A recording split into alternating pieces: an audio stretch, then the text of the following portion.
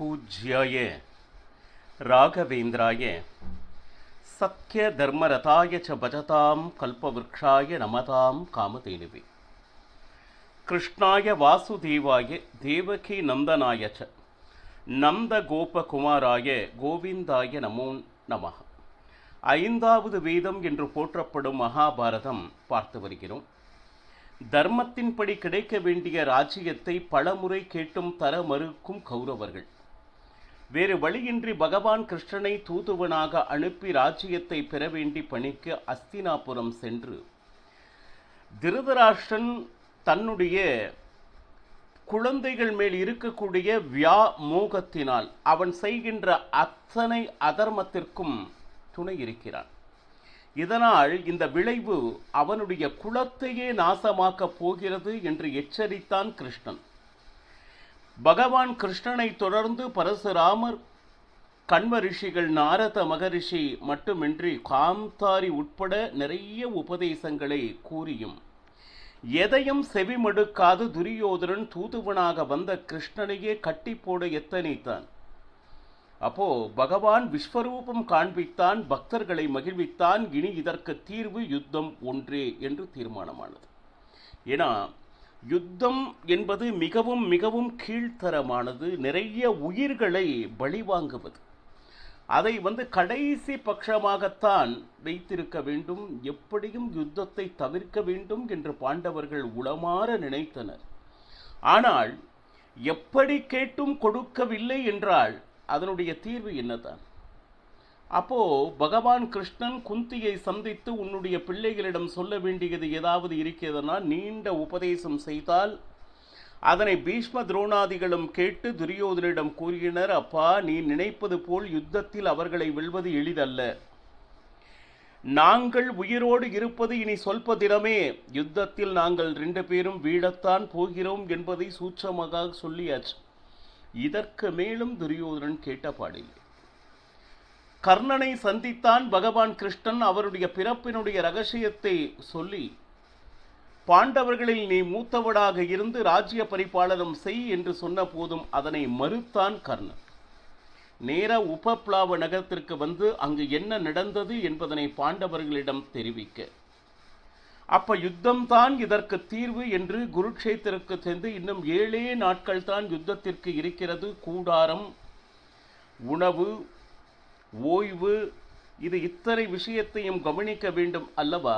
தர்மராஜன் சென்று யாகங்கள் செய்து தட்சணை கொடுத்து கூடாரம் அமைத்து இந்த வேலைகளை எல்லாம் முன்னிருந்து நடத்தினான்.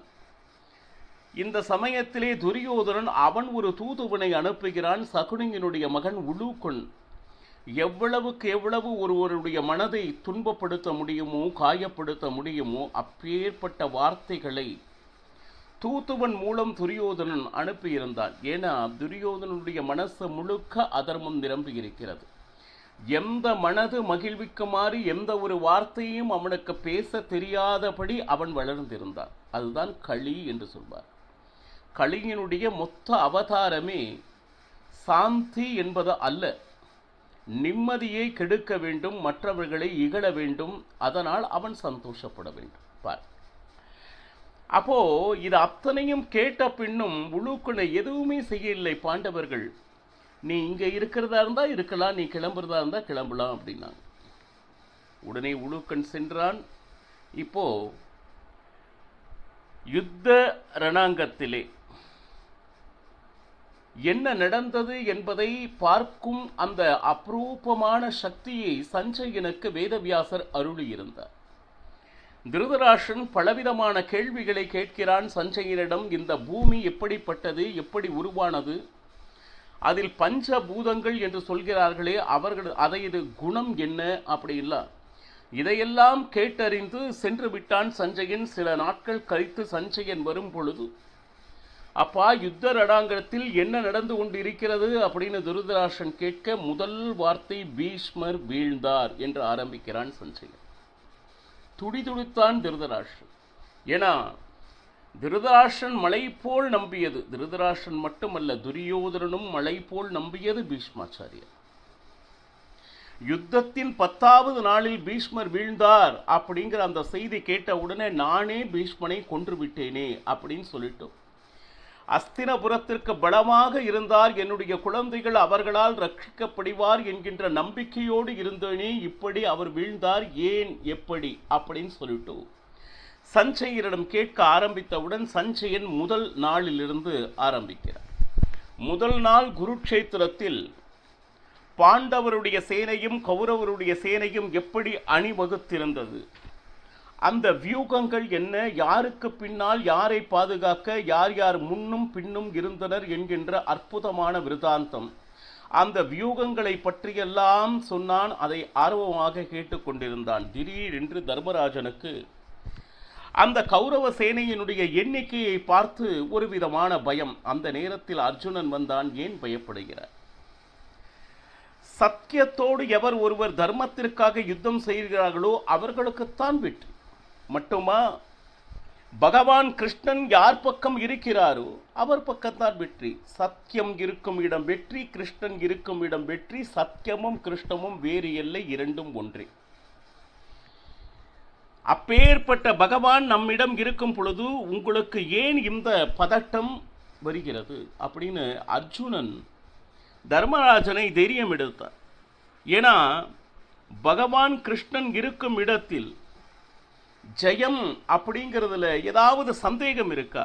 என்ன காரணம் என்னன்னா, அவன் இதுவரை தோல்வி என்பதை சந்தித்ததே இல்லை. பாருங்க, ஜராசந்தன் சுமார் 23 அக்ஷௌணி படைகளை வந்த போதும் எதிர்த்து கிருஷ்ண பலராமர்கள் அதனை துவம்சம் செய்தனர். 2 பேர், அவ்வளவுதான். இந்த 7 அக்ஷௌணி கூட இல்லை. அப்பேற்பட்டவன் பகவான் கிருஷ்ணன். அவன் நம்மிடையே இருக்கும் பொழுது உனக்கு ஏன் இந்த சந்தேகம் அப்படின்னு சொல்லிட்டு, அது மட்டுமல்லவா, உடனே தர்மராஜன் கூறினான், அவன்தான் ஆயுதம் எடுத்து போர் புரிய மாட்டேன் என்று சொல்லிவிட்டானே அர்ஜுனா அப்படின்னு கேட்டா, அவன் ஆயுதம் எடுத்து போர் புரிய வேண்டும் என்கின்ற அவசியம் இல்லை தர்மராஜரே, அண்ணரே, சகோதரரே. அப்போ அவனுடைய புத்தியினால், அவனுடைய சாமர்த்தியத்தினால் அவனுடைய மகிமையை காண்பிப்பான். இந்த யுத்தத்தை, நம் படையை எப்படி வெற்றி வெளிக்கு கொண்டு வர வேண்டும் என்பது அவனுடைய புத்தியில் இருக்கும். அவன் என்ன சொல்கிறானோ அதன்படி நாம் வழி நடந்தாலே வெற்றி நமது. அதே பகவான் என்ன சொல்கிறானோ அதை கேட்டவர்கள் என்றும் தோல்வியை சந்திப்பதில்லை, அவ்வளவுதான். அது மட்டுமா அப்படின்னா, நாம் தோற்போமோ அல்லது ஜெயிப்போமோ என்கின்ற சந்தேகம், அந்த யோசனையே தயவு செய்து வேண்டாம். ஏன்னா பகவான் பாண்டவர்கள் ஜெயிக்க வேண்டும் என்கின்ற சங்கல்பத்தை செய்திருக்கிறான். நாம் செய்யும் சங்கல்பம் ஒரு பக்கம் இருக்கட்டும், எல்லாருமே எங்களுக்கு வெற்றி வேண்டும் என்றுதான் சங்கல்பம் செய்திருப்பார்கள். ஆனால் பகவான் பாண்டவர்கள் ஜெயிக்க வேண்டும் என்கின்ற சங்கல்பத்தை செய்திருக்கும் பொழுது அந்த சங்கல்பம் மாறுமா? அப்ப அவர்களுக்கு தோல்வி நிகழுமா? கண்டிப்பாக இல்லை அப்படின்னு சொல்லிட்டு, இன்னும் பாருங்க, இவ்வளவு தைரியமான வார்த்தைகளை தன்னுடைய சகோதரனுக்கு கூறிக்கொண்டிருக்கக்கூடிய அர்ஜுனன் இன்னும் 5 நிமிடத்தில் அவனுடைய நிலை தலைகீழாக மாறுகிறது. மற்றவரை ரொம்ப அற்புதமாக வார்த்தைகளால் நம்பிக்கை கொடுத்து கொண்டிருக்கக்கூடிய அர்ஜுனனுக்கு என்ன நடந்தது அடுத்து அற்புதமா, இதையே பகவத்கீதா பர்வம் அப்படின்னு சொல்லிட்டு சொல்றார்.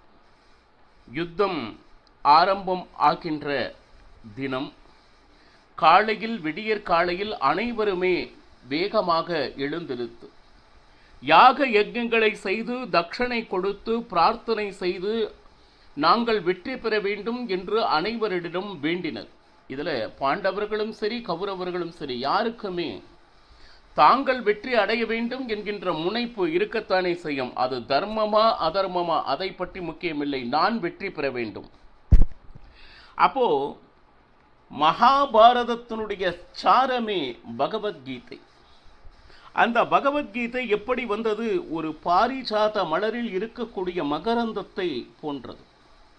இந்த பகவத்கீதையில் பகவான் கிருஷ்ணன் அர்ஜுனனுக்கு சொல்லக்கூடிய அற்புதமான போதனை, மிகப்பெரிய அவன் மனதில் ஏற்பட்ட காயங்களுக்கு உண்டான சிகிச்சை. இன்னும் என்ன சொல்ல போகிறார்கள் அப்படின்னா, மிகப்பெரிய ஒரு பசு இருக்கிறது.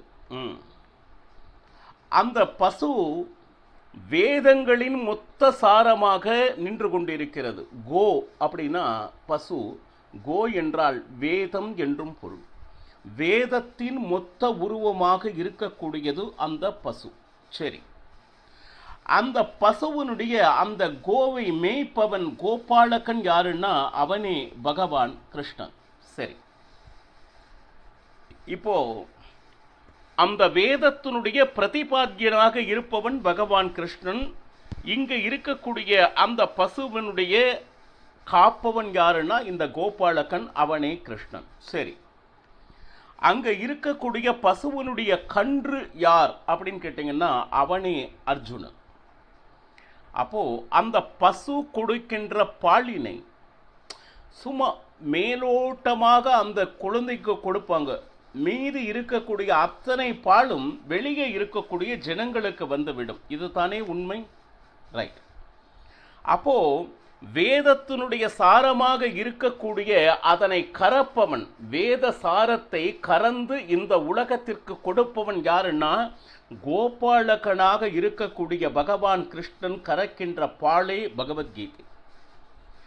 அதில் சிறிது மட்டும் அருந்துபவன் யார் அப்படின்னா அர்ஜுனன். அவனுக்கு அதுவே போதுமானது. ஆனால் மீதம் இருக்கின்ற அனைத்து சாரங்களும், எஞ்ச இருக்கின்ற பாலை மற்ற அனைத்து ஜனங்களும் குடிப்பது போல இந்த உலகத்தில் பிறந்த அத்தனை பேரும் அதை பருக வேண்டும், ருசிக்க வேண்டும், தங்களுடைய வாழ்வினை அற்புதமாக மாற்றி இறைவனிடத்தில் தன்னுடைய மனதை திருப்ப வேண்டும் என்பதற்காக உதித்ததே பகவத்கீதை. இது ஒரு மிகப்பெரிய ஸ்லோகம். அந்த ஸ்லோகத்தினுடைய தமிழாக்கமே இப்பொழுது நான் உங்களிடம் கூறியிருக்கிறேன். கீதை என்றால் என்ன? அது யாரோ பகவான் கிருஷ்ணன் அர்ஜுனனுக்கு மட்டும் கூறியதாக அப்படின்னா இல்லை. ஒவ்வொருவரும் கீதை படிக்கும் பொழுது அவரவர் வாழ்க்கையில் தனக்கு நடந்த குழப்பங்களுக்கு உண்டான விடையாக தெரிவது பகவத்கீதை. அதனுடைய சாரம், அதனுடைய ஆழம் மிக அதிகம். இப்பொழுது பகவத்கீதை ஒரு பக்கம் வகுப்பும் போயிட்டு இருக்கு. ஏன்னா பகவானுடைய வார்த்தைக்கு உண்டான மேலோட்டமான அர்த்தம் வேறு, ஆனால் எளிதாக புரிவதில்லை. அதனுடைய ஆழம் வரை நாம் செல்ல வேண்டும். சென்றால் மேலோட்ட அர்த்தம் அல்லாது வாழ்வியலை நமக்கு கூறியிருக்கிறார். எப்பேற்பட்ட சந்தர்ப்பங்களில் மனக்குழப்பம் ஒவ்வொரு ஜீவனுக்கும் ஏற்படுகிறதோ அந்த குழப்பங்கள் அனைத்திற்கும் தீர்வை தேடி தருவது பகவத்கீதை. பக்தர்கள் இதை கேட்டுக்கொண்டிருக்கிறீர்கள். வாழ்வில் ஒரு முறையேனும் தயவு செய்து பகவத்கீதை பிரவேசமாக வேண்டும். அவன் சொல்கின்ற அற்புதமான நீதிகளை கேட்க வேண்டும். நான் என்ன சொல்றேன், அதை வாழ்க்கையில பயன்படுத்துறது அதெல்லாம் ஒரு பக்கம் இருக்கட்டும். முதல்ல நான் எப்படி வாழ வேண்டும் என்பதனை இறைவன் எனக்கு ஒன்று கொடுத்திருக்கிறான் அப்படின்னா எவ்வளவோ படிக்கிறோம், எவ்வளவோ நேரங்களை செலவிடுகிறோம். ஆனால் இதற்கு கொஞ்சம் நேரமாவது ஒரு நாளைக்கு செலவழித்து அந்த கீதையினுடைய பிரவேசம் செய்ய வேண்டும் என்பது என்னுடைய பிரார்த்தனை. இப்போ அந்த பகவத்கீதை பாரிஜாதத்தினுடைய மகரந்தத்தை போன்றது. அது மட்டும் அல்லாமல் பாருங்க, 2 பக்கம் சேனைகள் என்ற போது துரியோதனன் அங்கிருந்து வருகிறான். வந்து துரோணாச்சாரியாரை பார்த்து, துரோணாச்சாரியாரே, எக்காரணம் கொண்டும் பீஷ்மரை நாம் இழந்து விடக்கூடாது. இதுவே துரியோதனன் மனதில் இருக்கக்கூடிய சஞ்சலம். அவன் நிறைய வீரர்களை பீஷ்மருக்கு பின்னால் நிறுத்தி, அதற்கு பின்னால் மகத தேசத்தினுடைய ராஜன் சுமார் 10,000 மத யானைகளை நிறுத்தி, காரணம் பீஷ்மர் நம்மளுடைய அணிக்கு மிக மிக மிக முக்கியம், அவர் இருக்கும் வரை தோல்வி என்பதே இல்லை அப்படின்னு சொல்லிட்டு. அதே போல துரோணாச்சாரியாருக்கும் அந்த பொறுப்பினை துரியோதனன் வழங்கினான். ஏன்னா அவன் சொல்வது என்னன்னா, அந்த பாண்டவர்கள் மொத்த அணிக்கே பீமசேனன் காப்பாற்றும் அந்த ரட்சணையை செய்து விடுவான். பீமனுடைய பராக்கிரமத்தை பற்றி துரியோதனன் மிக மிக மிக மிக எச்சரிக்கையாக இருந்தான். என்னதான் வீரமாக ஆவேசமாக பேசினாலும் பீமார்ஜுனனின் பராக்கிரமம் பற்றிய ஒரு பயம், ஒரு சஞ்சலம், ஒரு விஷாதம் துரியோதனன் மனதில் கண்டிப்பாக இருந்து கொண்டே இருந்தது. அவனுடைய அணியை எப்படி இருந்தாலும் அவன் ஒருவன் காப்பாற்றி விடுவான். யாரு? பீமசேனன். அப்ப நம்மளுடைய அணியினுடைய வெற்றி பீஷ்மர் இருக்கும் வரை இரண்டாவது கருத்தே இல்லை. அதனால் அனைவரையும் எச்சரித்து பீஷ்மரை சுற்றி நின்று அவரை காப்பாற்றிக் கொண்டே நீங்கள் போர் புரிய வேண்டும் என்று எச்சரித்தான். மீண்டும் அடுத்து யுத்த ரணாங்கத்தில் என்ன என்ன நடந்தது என்பதனை நாளையும் பருகலாம். சர்வம் ஸ்ரீகிருஷ்ணார்ப்பணமஸ்து. ஹரே ஸ்ரீனிவாச.